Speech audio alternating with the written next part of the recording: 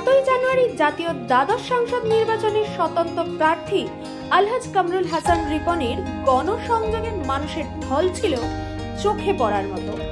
রায়েরবাগ তোতলা মসজিদে নামাজ শেষে স্থানীয় মুরব্বী এবং সাধারণ জনগণের সাথে দোয়া ও কুশল বিনিময় করেন তিনি। এই অনুষ্ঠানে তিনি তার মতামত বক্তব্য রাখেন। অনুষ্ঠানে উপস্থিত ছিলেন এলাকার গণ্যমান্য বেশ কিছু ব্যক্তিত্ব।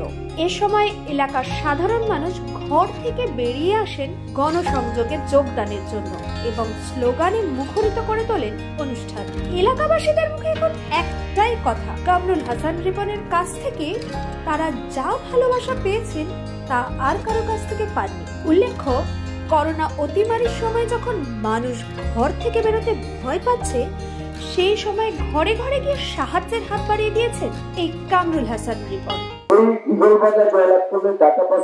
শান্তি বিরাজ করবে, কারো চাকার টাকা করতে হবে না, বাড়ি করতে হবে না, কেউ মাদক ব্যবসা করতে পারবে না, কেউ সন্ত্রাসী কার্যক্রম করতে পারবে না, কেউ ভূমি দখল করতে পারবে না, কেউ মানুষকে ঠকাতে পারবে না, কেউ শিক্ষা প্রতিষ্ঠানের টাকা মেরে দুর্নীতিগ্রস্ত হবে না।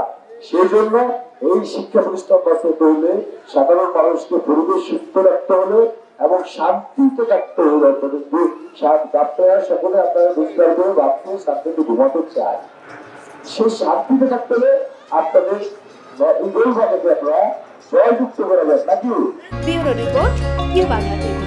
ইউ বাংলা টিভি, হৃদয় ছুঁয়ে যায়।